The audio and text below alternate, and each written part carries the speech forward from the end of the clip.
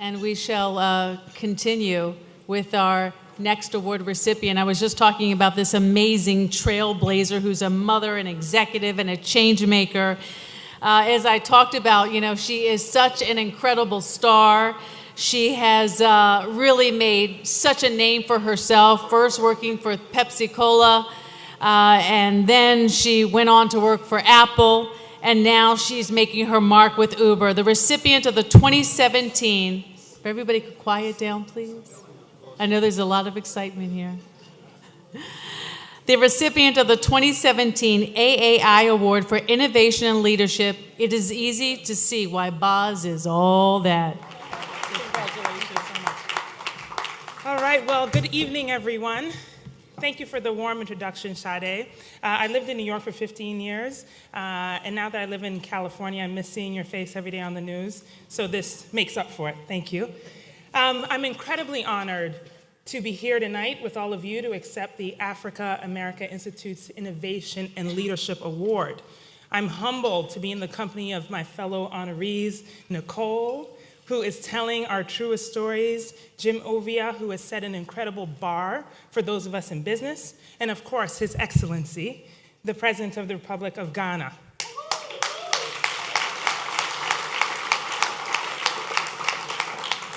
I could have never imagined for myself, back when I was a young girl in the days when I attended Ridge Church School in Accra, dreaming big dreams that I would ever be one day honored in your company. I'm in awe of the goodness of God.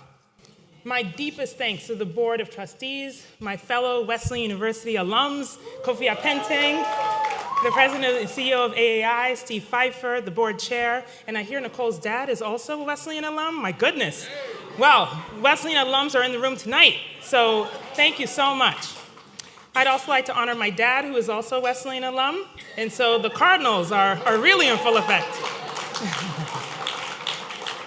When Renee and Arlindo met with me to discuss the AI's mission to promote enlightened engagement between Africa and America and its commitment to reveal the true contributions of Afro-descendants to the world, thereby helping Afro-descendants to see their true potential and changing the way others see Afro-descendants, I was overwhelmed by the synergy of my own story and this organization's mission. My story begins with my parents, who are here tonight. My father, who came to America in the early 70s to pursue graduate education, and as I mentioned, went to Wesleyan University, graduating with PhDs in ethnomusicology and anthropology. And my mother, who gave birth to me in January of 1977, 6 months before my dad's graduation. Shortly thereafter, we moved back to Ghana, where my parents re-engaged in the community, which eventually led to my dad's appointment as a member of parliament in the Hila Liman government.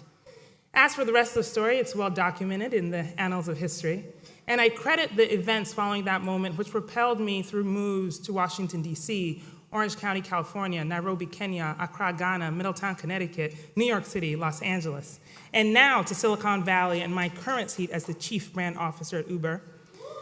Thank you.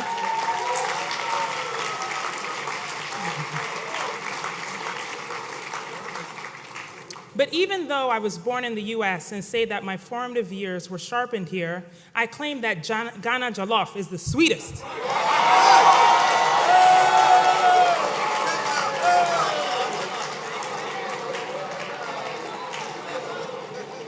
Uh-oh.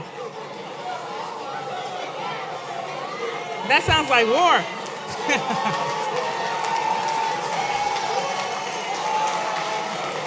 It's my opinion. But we know that Ghana is still home. And I do wave my heritage flag high with pride at every opportunity, in dress, in behavior, in language, even sometimes at the office. I often switch expressions in Fanti because that's the only way I know how to truly get my feelings across. That's my side. Okay, because I've said that at the office too. One tay yay.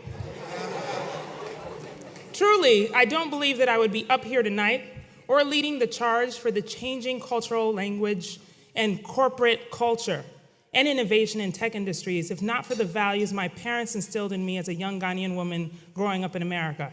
So tonight, I thank you for recognizing me, but more importantly, recognizing my parents' efforts in speaking my mother tongue at home And as I told the New York Times, even serving light soup with plenty of pepper to my classmates in Colorado Springs, Colorado. Their cheeks would get very red, but my mother didn't care. It is my hope that my visibility at the heights of the tech giants will inspire other young Afro-descendants in their pursuits in America, corporate or otherwise, especially for my young daughter, Layel. And we know that it is the light that shines in the dark that leads the way. And so I plan to continue shining brightly, because as Sade said, I'm a star.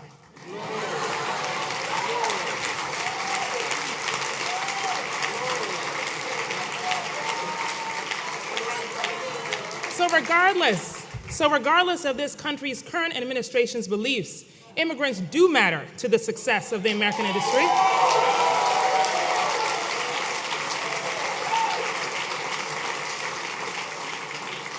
So I will proclaim loudly, in case anyone is listening, we are here, and we contribute greatly at every level, and we will continue to succeed here. So thank you very much for this incredible honor. May I continue to make you proud. Thank you. God bless Ghana.